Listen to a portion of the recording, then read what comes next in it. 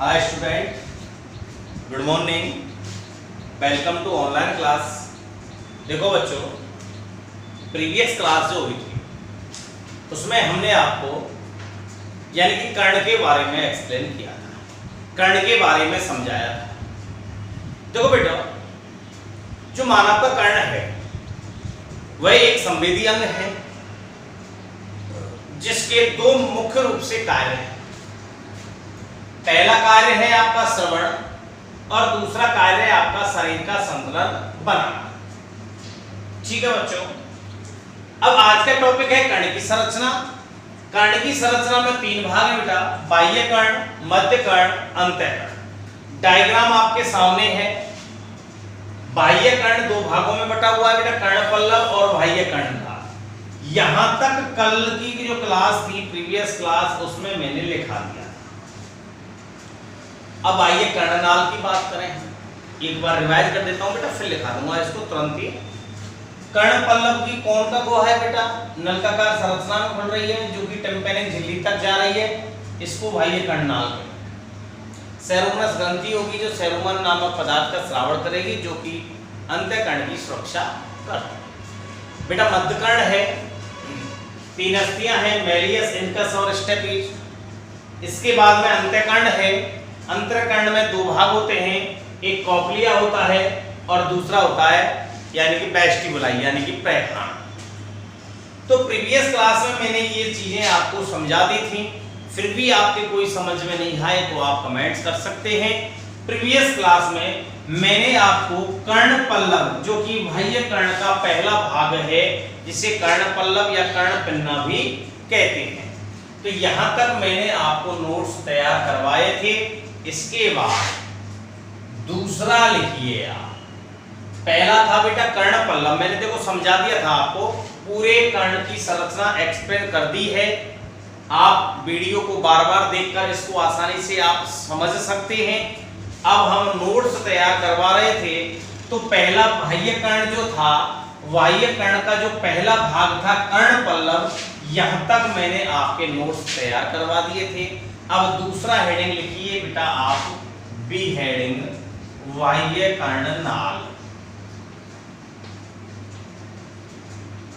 बाह्य कर्णनाल, इसमें लिखिए बेटा आप, देखो इसमें लिखो आप, कर्ण पल्लव की कौन का गुहा, कर्ण पल्लव की कौन का गुहा, कौन का गुहा एक लंबी, कर्ण पल्लव की कौन का गुहा एक लंबी नलिकाकार संरचना में खुलती है, नलिकाकार संरचना में खुलती है, जो टिम्पैनिक झिल्ली तक फैली रहती है, जो टिम्पैनिक झिल्ली तक फैली रहती है, उसे हम बाह्य कर्णनाल कहते हैं। कर्ण पल्लव की कौन का गुहा एक लंबी नलिकाकार संरचना में खुलती है, जो टिम्पैनिक झिल्ली तक फैली रहती है, जिसे हम बाह्य कर्णनाल कहते हैं। कर्ण पल्लव की कौन का गुहा एक लंबी नलिकाकार संरचना में खुलती है, जो टिम्पैनिक झिल्ली तक फैली रहती है, जिसे हम बाह्य कर्णनाल कहते हैं। स्टार बना के यानी कि डैश करके लिखिए आप, ऐसे डैश करके लिखिए आप। कर्णनाल में, बाह्य कर्णनाल में सेरुमिनस, बाह्य कर्णनाल में सेरुमिनस ग्रंथि पाई जाती है, सेरुमिनस ग्रंथि पाई जाती है, जिनके द्वारा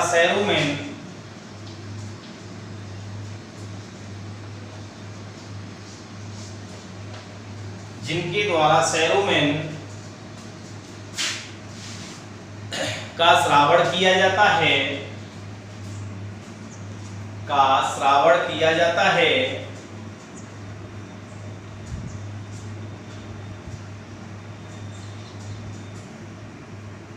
जो कि अंतःकरण की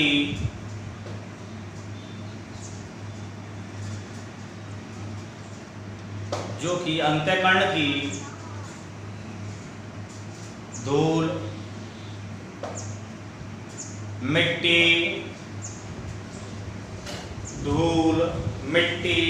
एवं सूक्ष्म जीवों से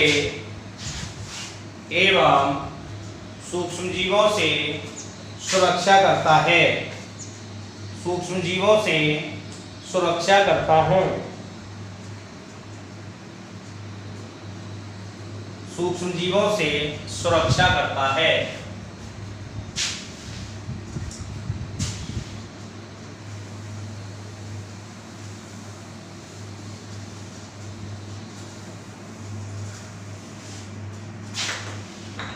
ठीक है बच्चों, ये आपका बाह्य कर्ण कंप्लीट हो गया। पहला पार्ट था आपका कर्ण पल्लव और दूसरा है बाह्य कर्ण। अब दूसरा हेडिंग लिखिए आप मध्य कर्ण।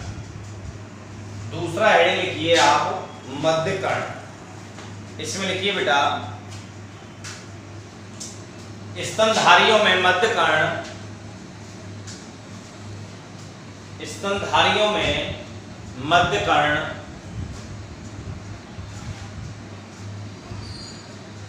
स्तनधारियों में मध्य कर्ण टिम्पैनिक झिल्ली में बटा रहता है। टिम्पैनिक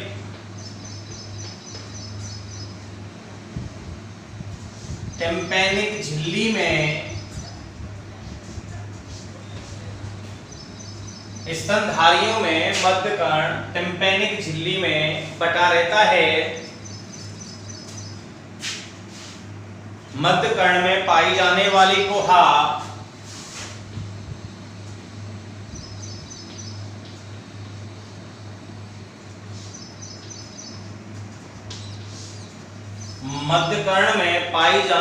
गुहा टिम्पैनिक गुहा कहलाती है। मध्य कर्ण में पाई जाने वाली गुहा टिम्पैनिक गुहा कहलाती है। स्टार बना के लिख देंगे बेटा आप।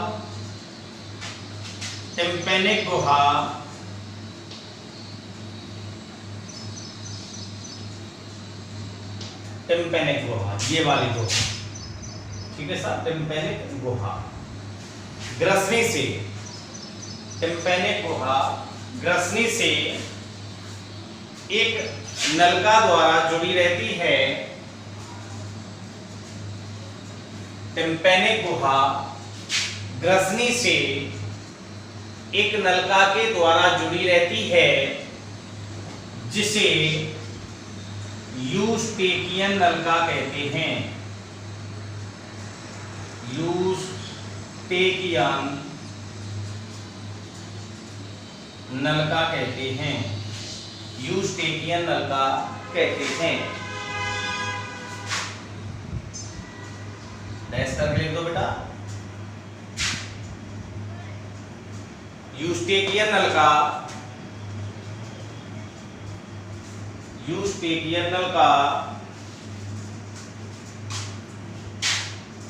टिम्पैनिक झिल्ली के दोनों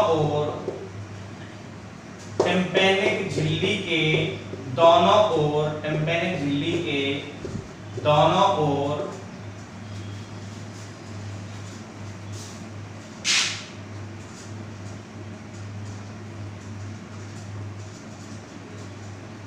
दाब को समान बनाए रखती है। दाब को समान बनाए रखती है।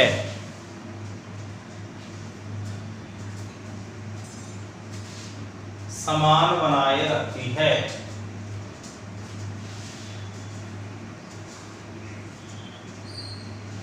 हेडिंग लिखो बेटा मध्य कर्ण की अस्थियां।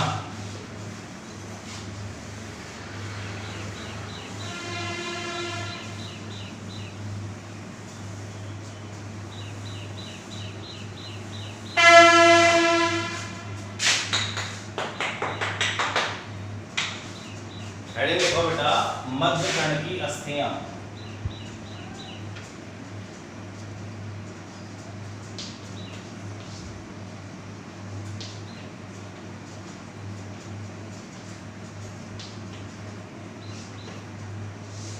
कान की अस्थियां।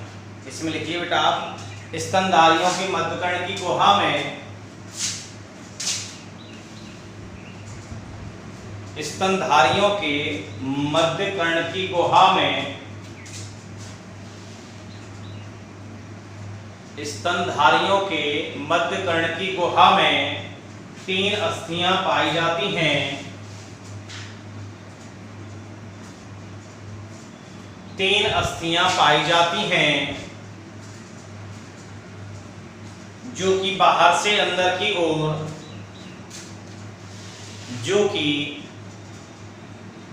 बाहर से अंदर की ओर एक दूसरे से जुड़ी रहती हैं। जो कि बाहर से अंदर की ओर एक दूसरे से जुड़ी रहती हैं। नंबर 1 हेडिंग लिखिए बेटा आप मैलियस।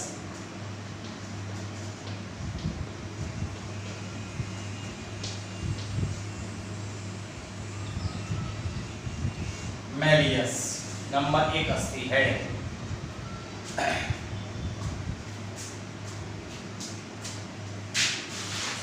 यह हथौड़े के आकार की होती है।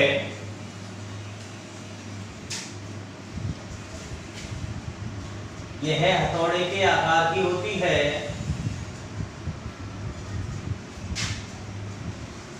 जिनका निर्माण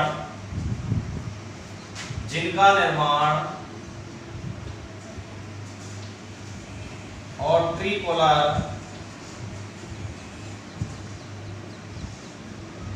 ट्रिकोलर अस्थि के रूपांतरण से होता है। और ट्रिकोलर अस्थि के रूपांतरण से होता है।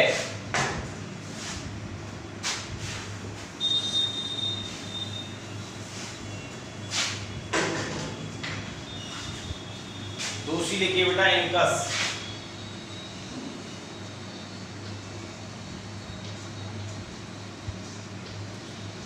इनकस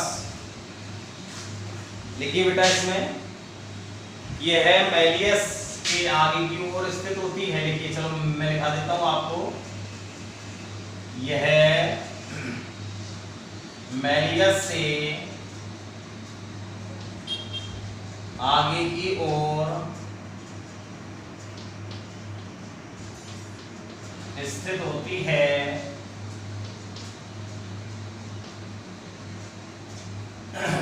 यह मैलियस से आगे की ओर स्थित होती है।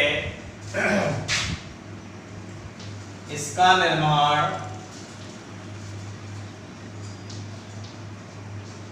क्वाड्रेट अस्थि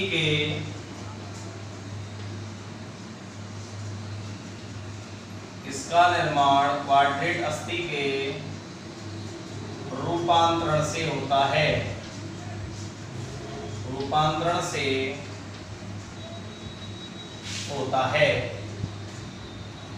रूपांतरण से होता है।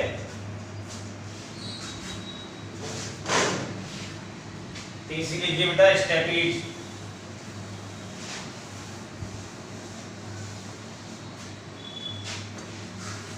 तीसरी लिखिए बेटा स्टेपीज।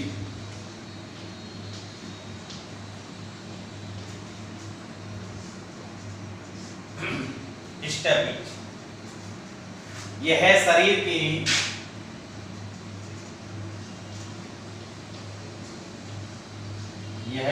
की सबसे छोटी अस्थि होती है।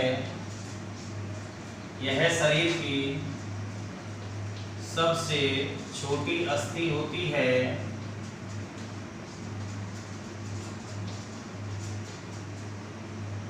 यह शरीर की सबसे छोटी अस्थि होती है जो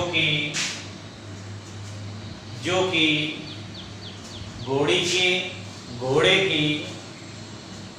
यह शरीर की सबसे छोटी अस्थि होती है जो घोड़े की जीन के रकाब, घोड़े की जीन के रकाब, कोष्ठक में हल्का सा सिंबल बना लेना इसका, घोड़े की जीन के रकाब, कोष्ठक में सिंबल बना लेना, ये रकाब के आकृति की होती है, रकाब के आकार की होती है, रकाब के आकार की होती है, जिसका निर्माण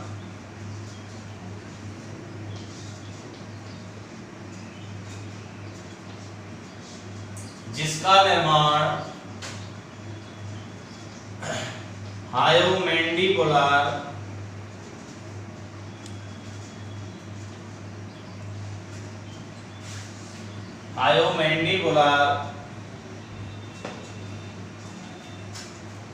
अस्थि के रूपांतरण से होता है।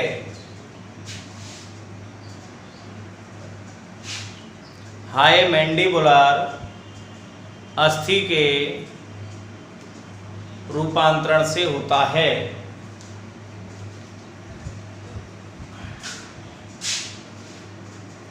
तीसरा है लिखिए बेटा अंतःकरण, लास्ट।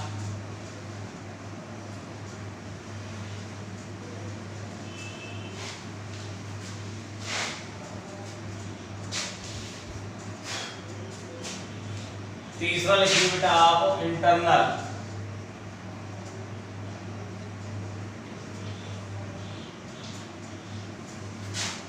इंटरनल एयर,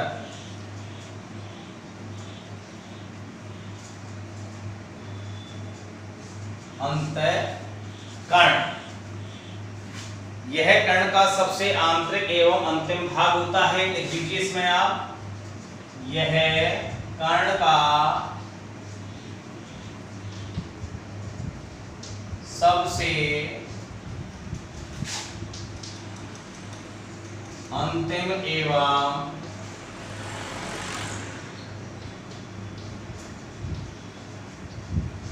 आंतरिक भाग होता है। यह कण का सबसे अंतिम एवं आंतरिक भाग होता है, जो कि टेम्पोरल अस्थि के गुहा में, जो कि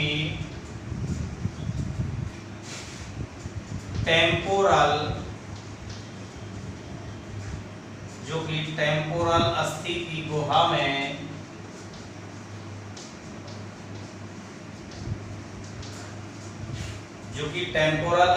गुहा में स्थित होता है, गुहा में स्थित होता है, गुहा में स्थित होता है, जिसे अस्थि गहन कहते हैं, जिसे अस्थि गहन कहते हैं, जिसे अस्थि गहन कहते हैं।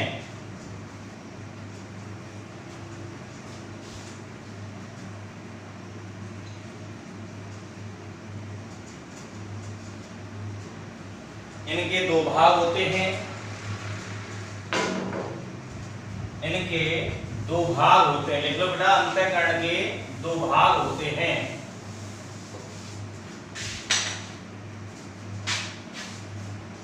अंतःकरण के दो भाग होते हैं। सबसे पहला लिखिए बेटा आप कर्णावर्त, सबसे पहला कर्णावर्त, इंग्लिश में कहते हैं बेटा इसको कॉक्लिया।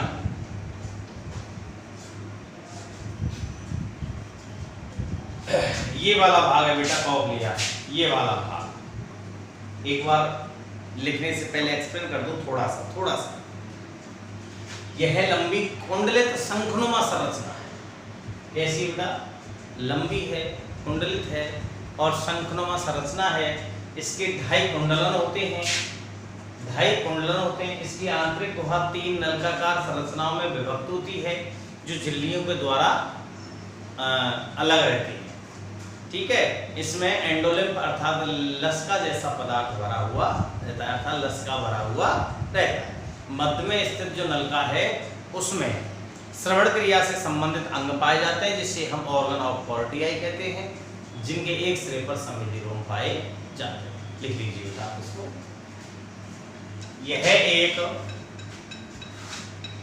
एक लंबी कुंडलित एवं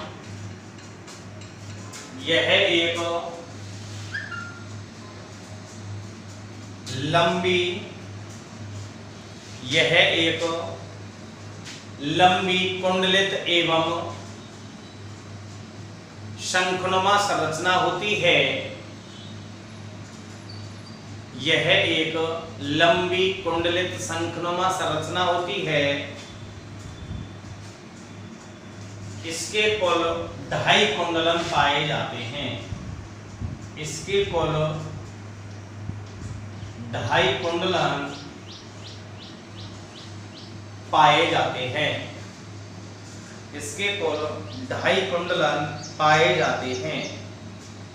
इसकी आंतरिक गुहा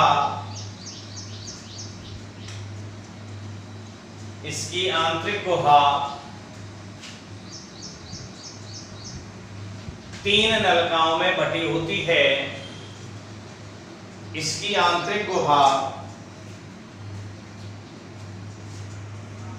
3 नलिकाओं में बटी होती है।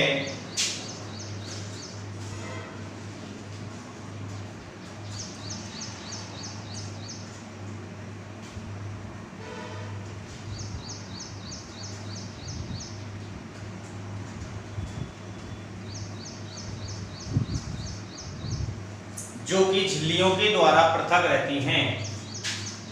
जो कि झिल्लियों के द्वारा पृथक रहती हैं।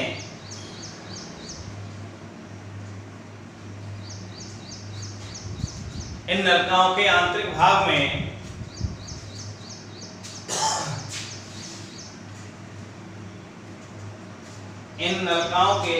भाग में एंडोलिम्फ लसका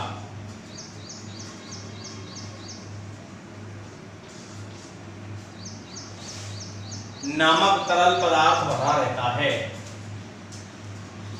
लसका नामक तरल पदार्थ भरा रहता है।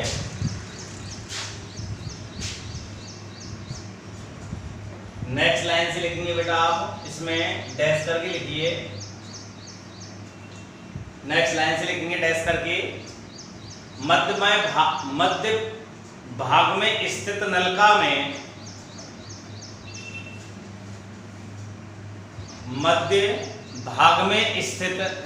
में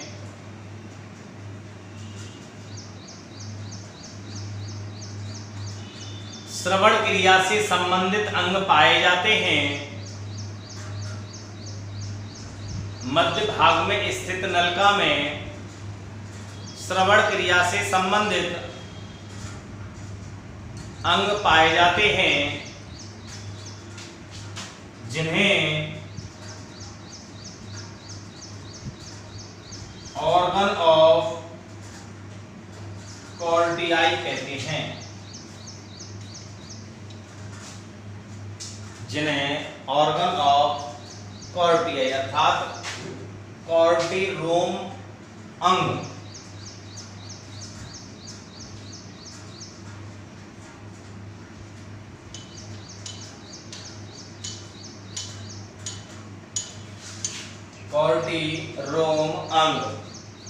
जिसके एक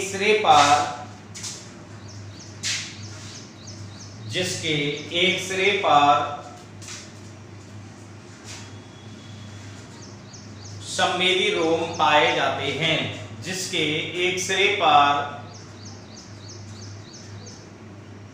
संवेदी रोम पाए जाते हैं।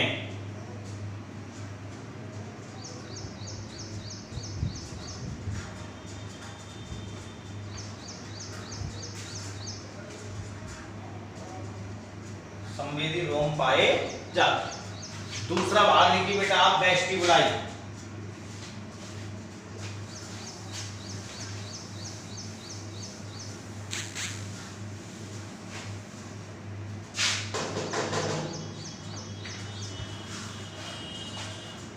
दूसरा भाग लिखिए बेटा आप प्रेघाण।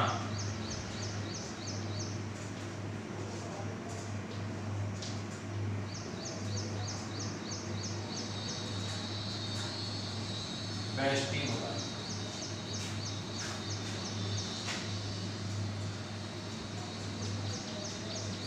देखिए बेटा इसमें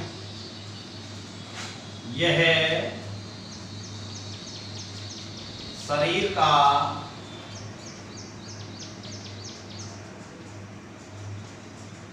संतुलन बनाने का, यह शरीर का संतुलन बनाने का कार्य करता है।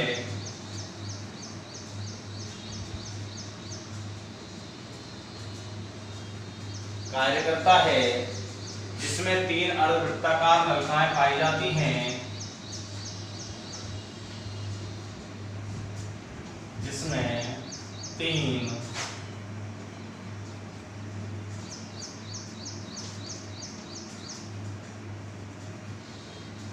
अर्धवृत्ताकार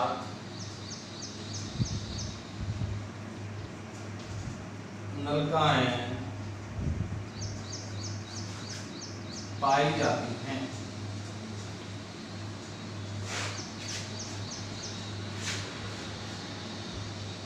प्रत्येक नलिका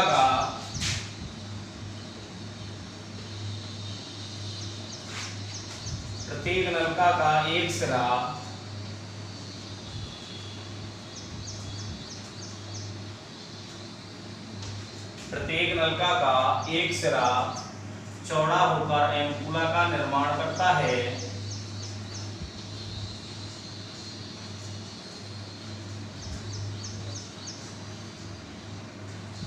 एम्पुला का निर्माण करता है, जिसके अंदर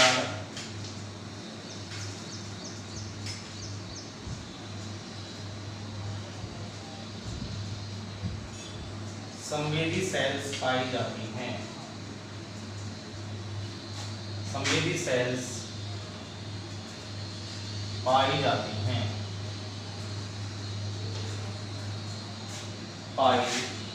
हैं, जिनसे निकलने वाले तंत्र का तंतु, जिनसे निकलने वाले तंत्र का तंतु,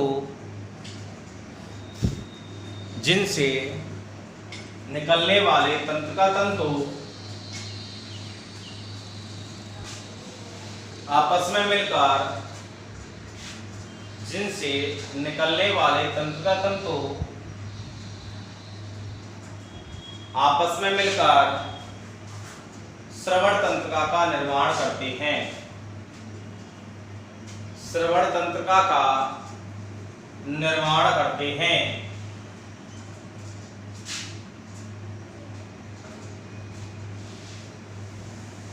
जिनसे निकलने वाले तंत्र का तंतु आपस में मिलकर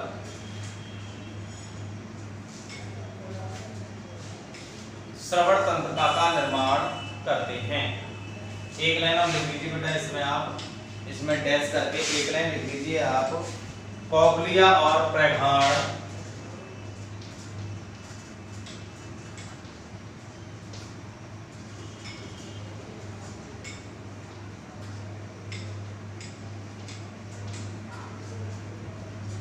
कॉक्लिया और प्रेघाण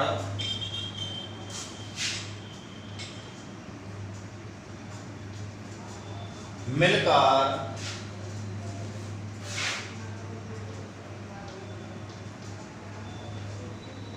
कॉलागेन का निर्माण करते हैं।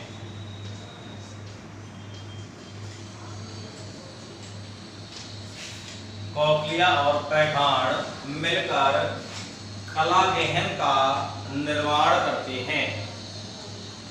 ठीक है बच्चों, इस तरह से आपके कर्ण की जो संरचना थी उसमें 3 भाग थे, बाह्य कर्ण, मध्य कर्ण और अंतःकर्ण।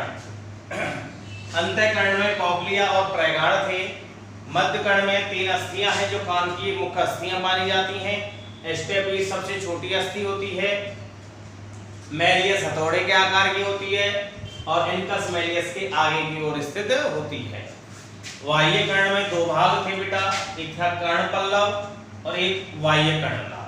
इस तरह से आपके कर्ण की संरचना खत्म हो गई। आपके पास 2 मिनट का समय है, 2 मिनट में आप ये डायग्राम अपनी नोटबुक में उतार लीजिए। ये डायग्राम बना लीजिए आप नोटबुक में, किताब है, आप किताब का सहारा ले सकते हैं। डायग्राम बनाने के लिए वीडियो को रोककर भी आप इसका डायग्राम बना सकते हैं। तो इसका डायग्राम बना लीजिए आप।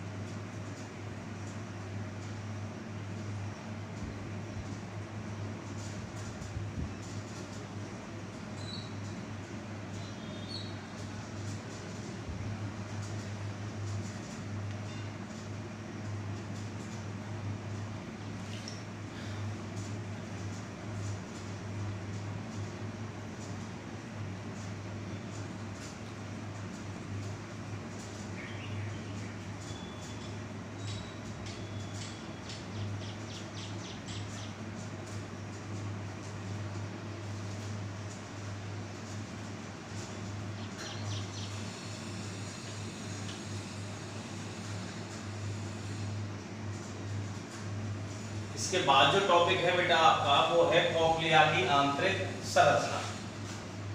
इसके बाद में जो टॉपिक है वो है कॉक्लिया, स्पेशल कॉक्लिया, जो कि बेटा बोर्ड में पूछ लिया भी जाता है। अब क्वेश्चन कैसे आएगा वो सुन लीजिए आप। मानव के कर्ण का नामांकित चित्र बनाते हुए कॉक्लिया की संरचना का वर्णन करो और सुनने की क्रियाविधि को समझाइए। तो इस तरह से ये प्रश्न बन गया है। कॉक्लिया जो है मैंने बताया था बेटा एक लंबी कुंडलित और शंखनुमा संरचना होती है, अर्थात यह है एक लंबी कुंडलित और शंखनुमा संरचना होती है जो कि एक नलिका के द्वारा सैक्यूलस के साथ जुड़ी होती है। किसके साथ? सैक्यूलस के साथ जुड़ी रहती है।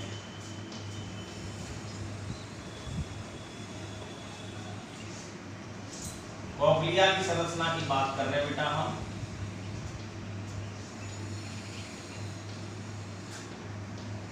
कॉक्लिया की संरचना, तो कॉक्लिया मैंने पहले भी बताया था बेटा कि यह एक लंबी कुंडलित और शंखनुमा संरचना है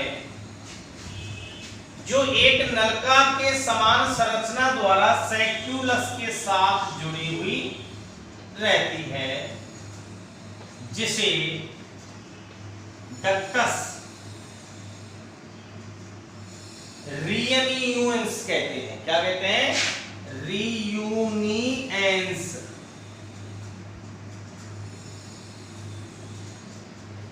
कॉक्लिया की संरचना की बात कर रहे हैं बेटा। हमने नॉर्मल बात पढ़ी बेटा। कॉक्लिया क्या होता है? एक लंबी कुंडलित संरचना है, 2.5 कुंडल पाए जाएंगे। इसकी जो आंतरिक गुहा है वो 3 नलिकाओं में विभक्त होती है। तीनों नलिकाएं झिल्लियों से क्या होती हैं? प्रफुल्लित होती हैं। और इसके अंदर यानी कि लस का भरा हुआ होता है। कॉर्टी के अंग भी पाए जाते हैं जिनमें संवेदी रोम पाए जाते हैं, संवेदी सेल्स पाई जाती हैं। अब कॉक्लिया जो है, यह कॉक्लिया एक नलिका के समान संरचना के साथ या नलिका के द्वारा सैक्यूलस के साथ जुड़ी रहती है, जिसे हम डक्टस रियूनियंस कहते हैं। मानव की जो कॉक्लिया है वो स्प्रिंग की तरह होती है। कैसी होती है? स्प्रिंग की तरह होती है, जिसमें 3 भाग पाए जाते हैं। कितने भाग होते हैं? 3, जिन्हें स्केली कहते हैं। 3 भाग है भैया इसके। कितने भाग है बेटा? 3 भाग होते हैं,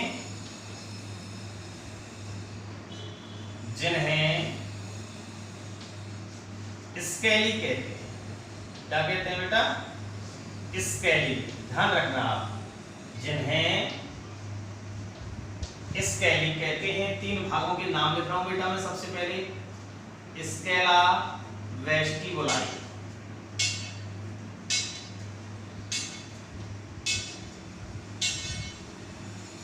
स्केला मीडिया,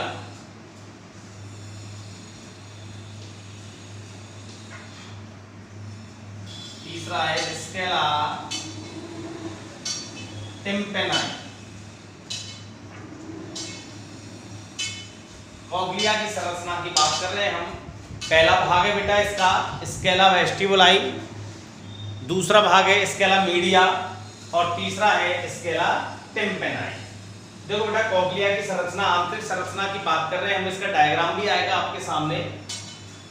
ये लंबी, इस कॉग्लिया की बात कर रहे हैं, इसका हम डायग्राम बनाएंगे अलग से। कॉग्लिया जो है यह एक लंबी नलकाकार कुंडलित शंखनुमा संरचना होती है जो एक नलका के समान संरचना द्वारा सैक्युलस के साथ जुड़ी होती है, जिसे डक्टस रियूनियंस कहते हैं। मानव में जो कॉग्लिया है वो स्प्रिंग की तरह होता है, इसकी तरह स्प्रिंग की तरह होता है, जिसके 3 भाग होते हैं। इन भागों को हम स्केली कहते हैं। भागों के नाम देख लीजिए आप। सबसे पहला है स्केला वेस्टिबुलाई, स्केला मीडिया और स्केला टिम्पेनाई। स्केला वेस्टिबुलाई सबसे बाहर की ओर होता है, अर्थात स्केला मीडिया के ऊपर वाला भाग होता है, जिसके अंदर यानी कि परिलस्का भरा होता है। कौन सा भरा होता है? परिलस्का। स्केला मीडिया की देखो नाम है। स्केला मीडिया की बात करें तो स्केला वेस्टिबुलाई के नीचे पाया जाता है, जिसके अंदर यानी कि लस्का या एंडोलिम्फ भरा हुआ होता है। स्केला टिम्पेनाई की बात करें तो स्केला मीडिया के नीचे पाया जाता है, जिसके अंदर ही परिलस्का भरा हुआ होता है। तो ये कॉग्लिया की क्या हो गई? संरचना हो गई। अब ये डायग्राम बन जाएगा। इसका जो नेक्स्ट संरचना आएगी वो कॉग्लिया की संरचना, इसका टॉपिक आएगा। कॉग्लिया की संरचना में हम डायग्राम बनाकर हम आपको एक्सप्लेन करेंगे, नोट्स बनाएंगे। आज तक इतना ही। कोई भी टॉपिक नेत्र से संबंधित या कान से संबंधित आपके समझ में नहीं आया है तो आप कमेंट्स कर सकते हैं। धन्यवाद।